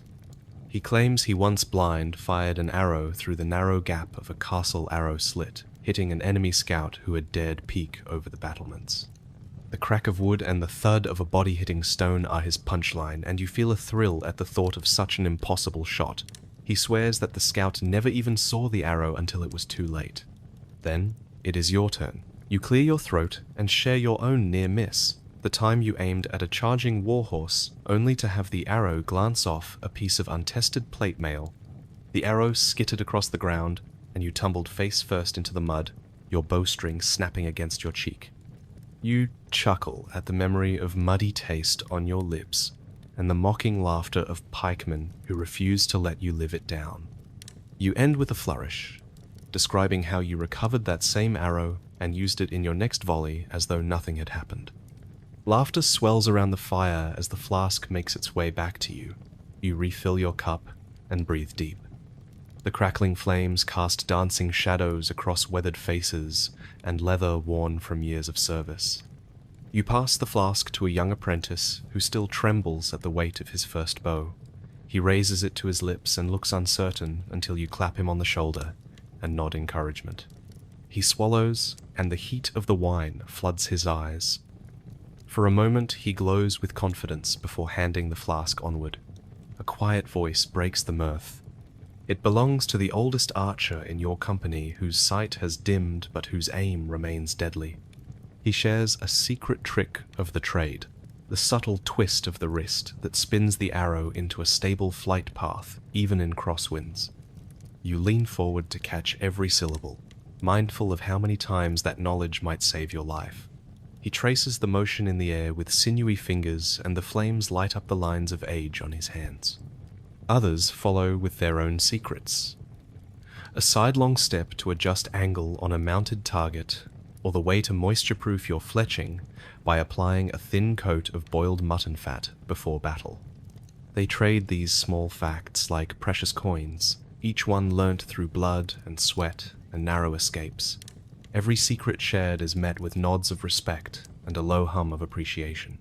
Between tales you hear the night stir at the edge of camp. A lone owl calls its mournful song. Somewhere behind the line of tents, a sentry shifts his weight and coughs. The fire crackles louder, and the circle of warmth feels like its own world apart from the dangers beyond. You sip the wine and feel the bond in your chest as strong as any arrow shaft. A final story comes from Bram, your mentor.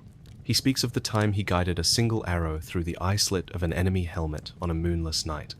He credits it not to blind luck, but to years of repetition, of drawing his bow until his muscles burned and his vision blurred, of waking before dawn to practice alone in damp fields. He reminds you that mastery is earned one arrow at a time. His voice is soft, yet his words carry weight. As his tale ends, there is a hush. You all sit in quiet awe, feeling the crackle of inspiration in the air. You lift your flasks together in a silent salute to the fallen and to the thrill of another dawn spent honing your craft. The embers cool and the night grows colder, but no one stirs to leave. You all remain seated in that ring of firelight, trading stories, laughter, wisdom, forging bonds that will carry you through battles and beyond. You know that when duty calls tomorrow, you will rise together, bow in hand, hearts steady, fueled by the shared stories that remind you why you chose the life of an archer. You slip from the camp as the sky faintly brightens, the last stars fading above a horizon of dark pines. Your breath hangs in the chill air in ghostly puffs while the hounds pad behind you, their paws silent on the thick carpet of pine needles. Dew clings to every leaf and twig, each droplet catching the dim light like scattered jewels. You move with deliberate stealth, every muscle alert, every sense sharpened beyond the rigors of battle drills. The forest feels alive in the half-light, each rustle hinting at hidden life, each bird call a warning or invitation. Your hounds press their noses against the ground, tongues lolling as they sample scents borne on the damp breeze. Their low baying grows more insistent, a living thread drawing you deeper into the woods. You follow where they lead, careful to step on soft moss rather than dry sticks that might betray your presence with a snap. The earthy aroma of damp soil and fallen needles fills your nostrils, grounding you in the moment. Midnight blue mist curls around the trunks of ancient firs, weaving between roots like drifting serpents.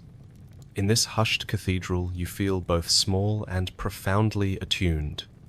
You ease to a halt beside a pale birch and draw your bow from its rack at your back. You nock a single arrow tipped with gleaming steel, the balance and curve of the shaft familiar under your practiced fingers. The hounds freeze beside you, jowls quivering and eyes bright with anticipation.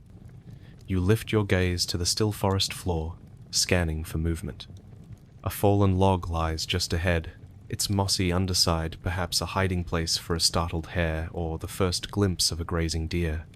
You still your heartbeat until the only sound is the labored pant of your companion hounds.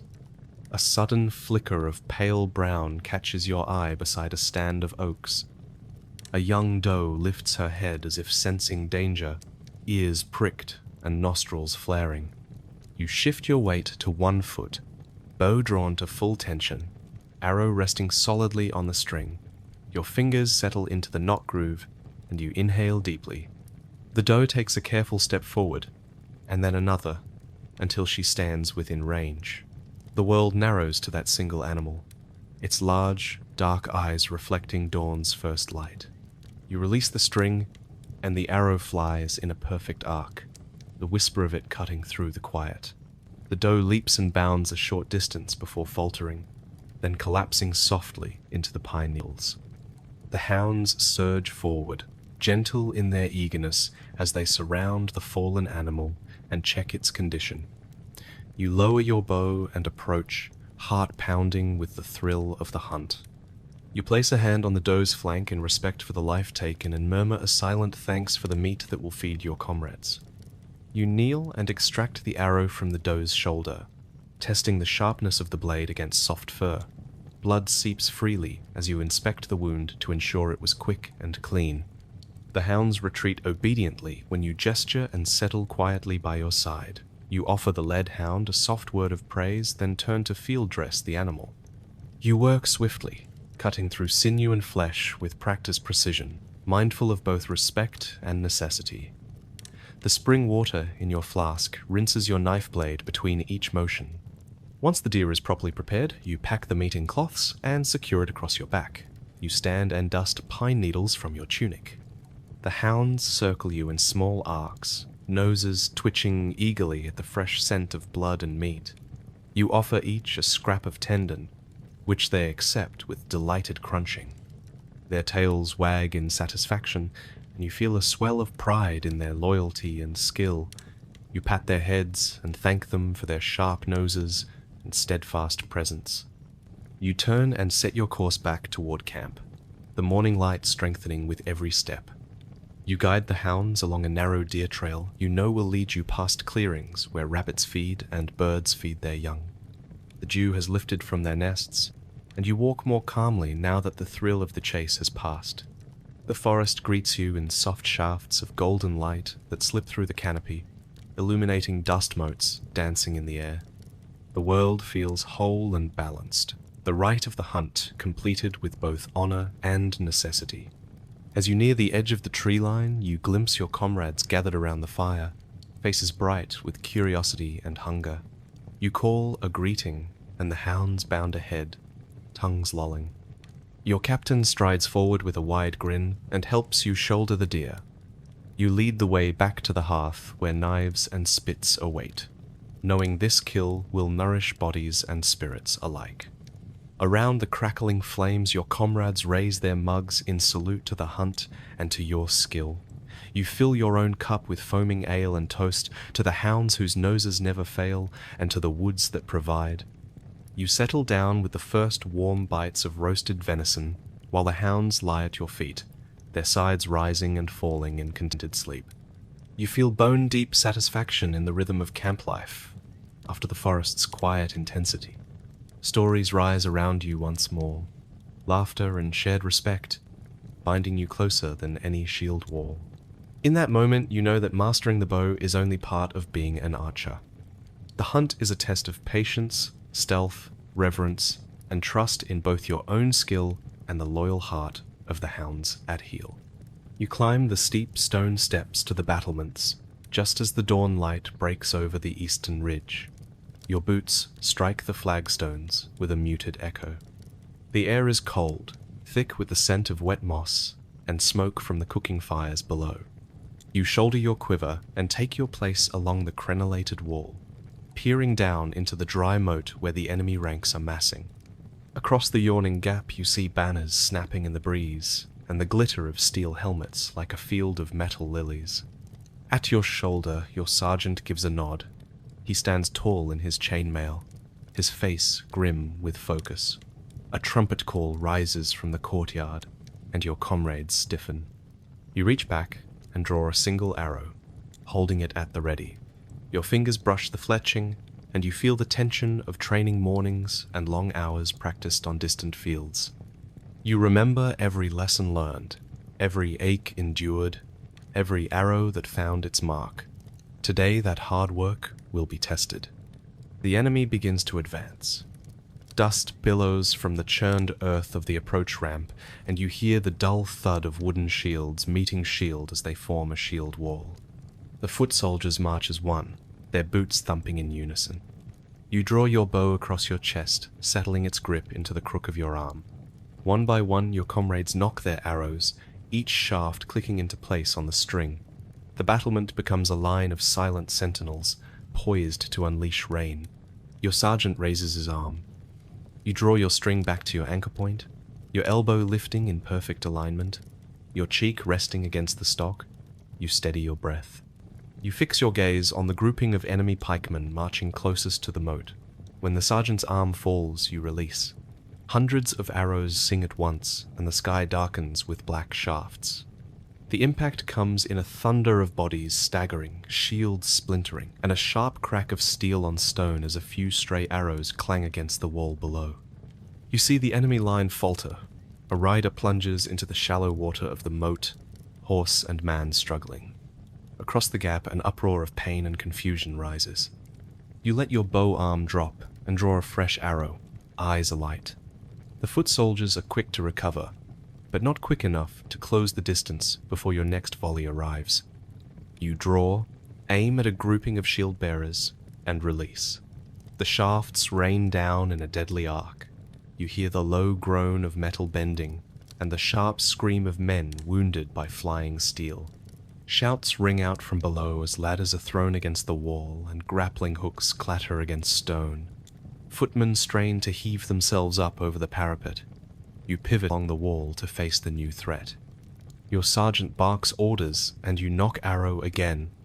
You step back from the wall's edge and sight up the beam of your bow. You exhale and let the arrow fly. It finds the shoulder of a man halfway up a ladder, sending him tumbling into the moat with a muffled splash.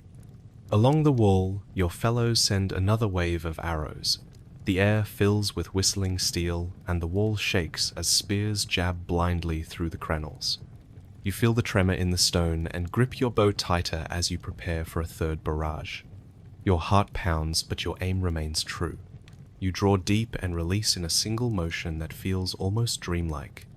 You strike the haft of a battering ram, poised at the gate, splintering the wood and tipping the machine off balance. Between volleys, the enemy retreats to regroup. You seize the moment to catch your breath and gather the spent arrows littering the wall walk. You share a quick nod with the archer beside you who hands back your first shaft. You inspect the fletching and knock it without ceremony. Every arrow counts in this fight.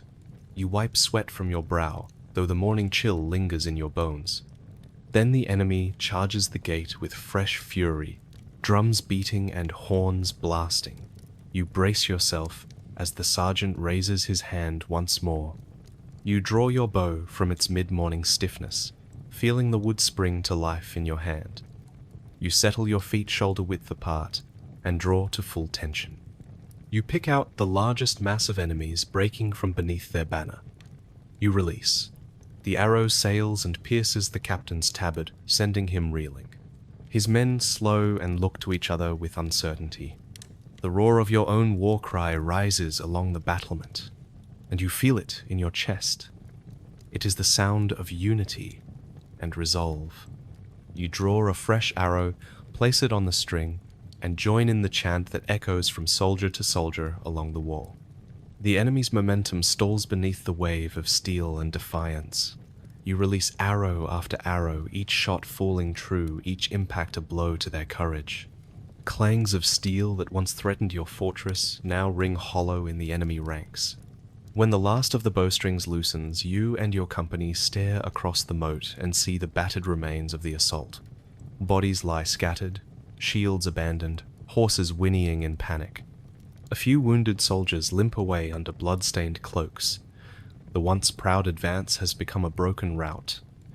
The trumpets of defeat faintly echo in the distance. Your sergeant lowers his arm and strides up to you. He clasps you by the shoulder and offers a rare smile. Around him, your fellows gather, faces flushed with exertion and triumph. You rest your bow under your arm, chest heaving. You hear the distant call for archers to stand down and return to the queue for fresh arrows. You stand atop the wall as the sun breaks free of the morning haze, bathing your fortress in warm light. You feel the smooth curve of your bow at your side, and the weight of every arrow you loosed in defense of stone and hearth. The castle walls have held, and the enemy's advance has been broken. You share a glance with your brothers in arms, and feel the bond of shared victory and survival. When you finally step down from the battlement, you carry the echo of each thwack against straw targets in your bones. Today, your training has saved lives and kept the ramparts intact. You pass the spent arrows to the blacksmith's apprentice who will bend and sharpen them anew. You march back into the courtyard with your head held high, your spirit lifted by the roar of your own war cry and the knowledge that you have truly earned your place among the defenders of the realm. You and your comrades return from the wall to the courtyard as the sun climbs higher and the weight of battle settles into your bones. Your shoulders ache from the repeated draw of the bow, and your palms sting from gripping cords and clutching arrows. You gather near a low smoking brazier where the cook has kept some water warm throughout the morning. Your sergeant nods to the armorer's apprentice, who passes out small wooden bowls filled with warm herb-infused oil and jars of sticky honey salve. You sink onto a rough bench beside the granary wall and unwrap the woolen sling that has supported your shoulder. You rotate your arm in slow circles until the joint loosens with soft pops. A comrade does the same beside you, and you trade a weary grin.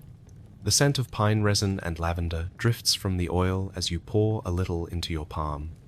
You plunge a finger into the warm liquid and rub it gently against the knots in your rotator cuff until the tension eases and the heat seeps in. Next, you peel back the leather straps that have protected your hands from rope burn and pick up a small cloth bundle filled with crushed comfrey leaves and a whisper of thyme. You dip it into the honey salve and press it against the reddened skin on your palm where the friction has raised angry bumps. The cool sweetness of the honey calms the burn and the herbs lend their healing properties. You press for a moment, then wrap the bundle in a linen strip to keep it in place. Your fingertips tingle as the salve works its way into each blistered crease. Your companion leans over to examine your bandage, then offers to trade salve for a different patch of oil. You agree without hesitation because his blend of calendula and rue is famed for speeding recovery. He applies it generously to your forearm, and your arm sighs with relief. You return the favor by offering some balm to his wrist. His thanks comes with a laugh and a promise to bring you an extra ration of hard cheese later. You rise unsteadily and flex each finger in turn. The sting of fresh salve mixes with the ache of old wounds. You shake out your mitts and watch as a few comrades gather in a circle to loosen stiff backs and calves. One man stands in the center and leads simple stretches while another recites a bawdy rhyme set to a jaunty tune. Laughter ripples through the group as arms and legs bend beyond expectation and socks drop off to slip on muddy soles. Soon you return to the brazier for more oil and salve. The armorer's apprentice passes out thin whetstones soaked in vinegar so you can sharpen nicks in your arrowheads before the next volley. You run the stone along each blade, then rinse in water from a wooden bucket. The air fills with the sharp scent of steel and vinegar. You test each arrow by pressing lightly against the heel of your palm to ensure the tip holds firm. Satisfied, you slip the arrows back into your quiver, taking care to realign each fletching so your shots remain true. Across the courtyard, a young recruit fumbles with his sling, accidentally spilling part of the oil jar. The liquid seeps into the straw floor, eliciting a groan from the man who will likely scrub the area later. You step over the spilled patch and pat the recruit on the shoulder with a grin. He flushes, but cracks a smile in return, relieved by your easy camaraderie. Your sergeant strides over with 2 mugs of watered wine. He hands one to you and raises his own in salute. "Well earned," he says, his gravelly voice soft with respect. You drink deeply and feel the cool wine soothe your throat. You offer the mug around and each archer takes a turn, nodding thanks as they pass it on. Between sips, you and your mates share stories of the day's highlights and blunders. One man proudly recounts striking the battery ram beam as it creaked against the gate. Another shrugs and admits his own arrows barely cleared the battlement before dropping uselessly into the moat. You all howl with laughter at his sheepish grin and clapping hands.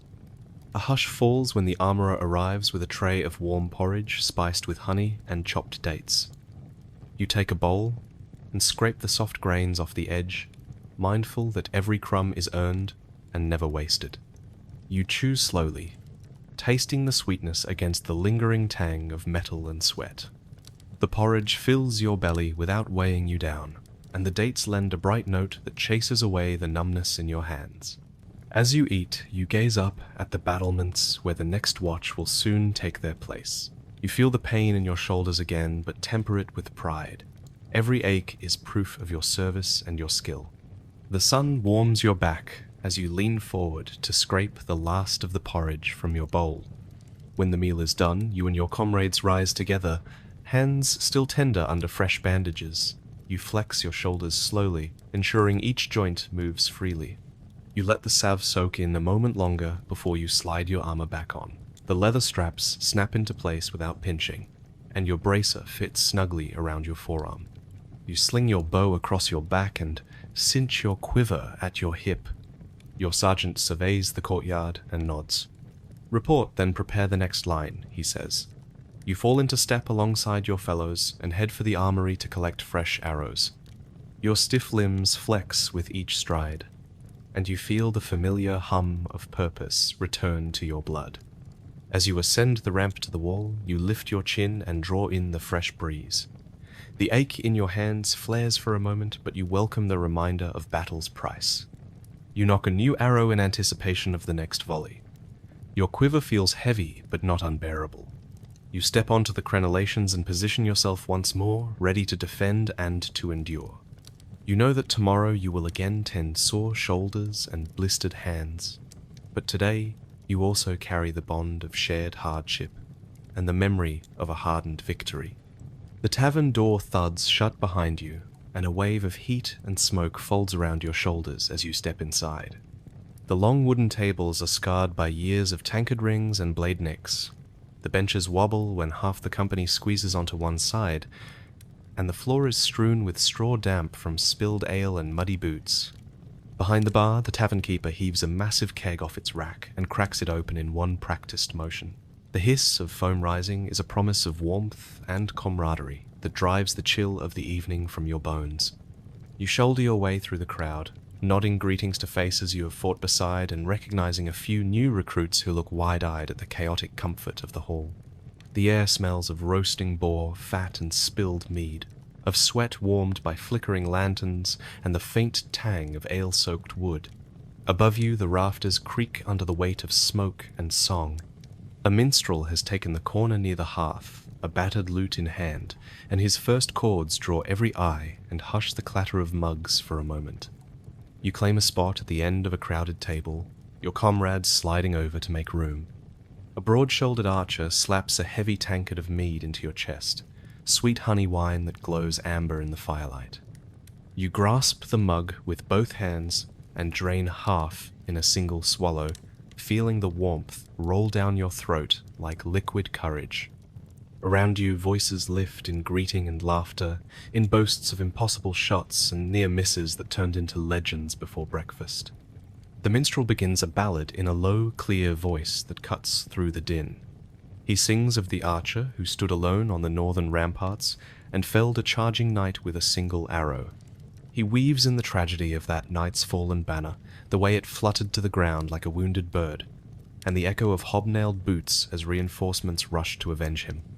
The chorus swells with deep voices that thrum like a drumbeat as every tankard lifts and every throat opens in song. You join the chorus with a hearty shout, your voice rough but true, matching the rhythm of mug tapping on timber. The mead hisses when the tankard strikes the table, sending droplets of foam flying into the air.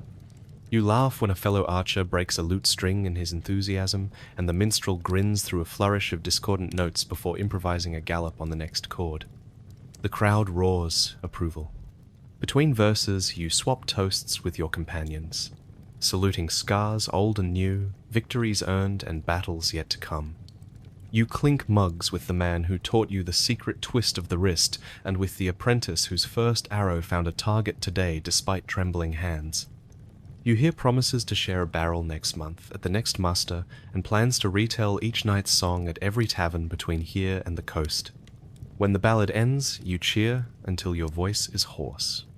The minstrel lifts his hat in thanks and launches into a raucous drinking song that has everyone clapping in time and stamping boots until the rafters echo like a battlefield drum. You feel the familiar burn in your cheeks and the steady thrum in your chest, a reminder that you are alive, that you stand among brothers forged in sweat and steel, bound by the soft power of song and story. As the night deepens, the table becomes a tapestry of empty mugs and crumpled napkins. You lean back against the bench and watch sparks drift upward into the lantern smoke. Your palm still stings where your comrade rubbed salve into your blister, but the ache is sweet now, a badge of the day's trials. Around you, laughter and song continue without end, a living shield against the darkness beyond the tavern walls. You lift your mug for another toast to the unseen archers on distant ramparts, to the hounds tracking game through moonlit woods, to the smith who tempers steel for your arrows. You take a long drink of mead and feel its honeyed heat fill your blood. Then you join the chorus once more, your voice rising in the ballad of fallen heroes and arrowsmiths, forging bonds stronger than steel under these rough-hewn rafters. Your bow arm would cramp, your fingers would bleed, your spirit would be tested by wind and rain, hunger and endless drill. One day as a medieval archer begins before dawn and ends long after sunset. Imagine waking with joints so stiff that simply lifting your bow feels like hoisting a boulder. Every shot pulls muscles you did not know you had. Your shoulder knots into a tight coil and your forearm trembles. Yet you must draw again and again. Each pull an insistence of duty over comfort, knowing that missing that one crucial arrow could cost lives. Rain would soak through your tunic until it clings to your skin like a second layer of heavy cloth. Your boots would fill with muddy water as you tramp back and forth along the firing line. Each step pumps grit into your stockings until your heels chafe raw. Shivering, you slip into awkward stances, trying to find balance on slippery ground. Wind whistles through the arrows in your quiver, mocking your shaky aim. Still you knock and release, determined to steady your shot despite nature's effort to unsteady your nerves. Hunger gnaws at your gut by midday, a hollow ache that no ration of coarse bread or salted meat can fully banish. You sip lukewarm water from a wooden cup, tasting nothing but damp twigs. When fresh meat arrives, you slice it thin, chewing without pleasure because exhaustion has hollowed your appetite. You swallow each bite with gratitude but also dread, knowing the next meal might be days away in a long campaign. Your body demands calories, even as your stomach rebels at the monotony. Sleep would be a brief visitor in your yurt or barracks, arriving only when your limbs finally give out. You lie fully dressed on a mat too thin to cushion your bones. The roof creaks under snow or rain, and rats skitter across your feet. You doze in fits between sentry calls and shouts of commanders. If you survive the night, you wake, bruised by the hard floor, shoulders stiff and wrists raw from gripping bowstrings. Fresh arrows await without mercy or rest. Discipline is relentless. Before sunrise, you drill in formation, marching shoulder to shoulder with comrades, muskets, or bows held heavy against the damp air. You learn to obey orders without question, and to fire in unison. Monotony tests your concentration more than battle ever will. Repetition becomes your existence. Drill, march, aim, fire, repeat. It is a loop that numbs you until the only escape is a single perfect shot that reawakens purpose and proves your skill. Yet, it is among your comrades that you find laughter and relief. Shared jokes about splintered shafts and crooked fletching lighten the mood between volleys. You trade stories of arrow flights so wild they sang tales of their own. Together you mix salves to heal rope burns and bind blistered palms. You lean on each other's strength and skill. These bonds form the backbone of survival, reminding you that even if your body fails you, your fellowship will endure. Armor and gear add weight to each movement. Your bracer presses into your arm until the leather rubs sore. Your quiver bounces against your hip and your bow, though a trusted tool becomes a cumbersome burden when you sleep or march. Yet you know every piece must stay in place. One loose strap or misplaced arrow can turn a routine defense into a fatal vulnerability. You learn to adapt your body to the gear until you move as one unit.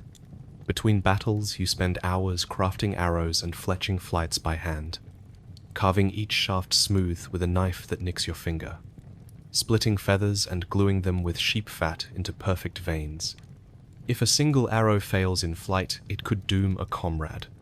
These hours of meticulous work add another layer of strain to already battered hands. Yet you take pride in each shaft you produce, knowing it carries your effort and your promise to protect. In the thick of battle, fear pulses through your veins like ice water. The ground trembles with the clash of steel and the cries of fallen soldiers. You steady your breath, nock an arrow, and let each shot carry not just wood and steel, but the weight of countless lives. Adrenaline sharpens your senses, but also numbs your pain. You aim through the smoke and the terror, believing in every shot that your arm will hold and your aim will be true. If you survive that day, you earn respect. The captain acknowledges your marksmanship with a curt nod. Comrades clap you on the shoulder and share a flask of spiced wine by firelight. You feel the swell of pride in your chest as stories of your shots pass from lips to eager ears. In that moment, the pain recedes, and you know why you endure each hardship, each blister, and each sleepless night. But living as they did would demand this each day without end.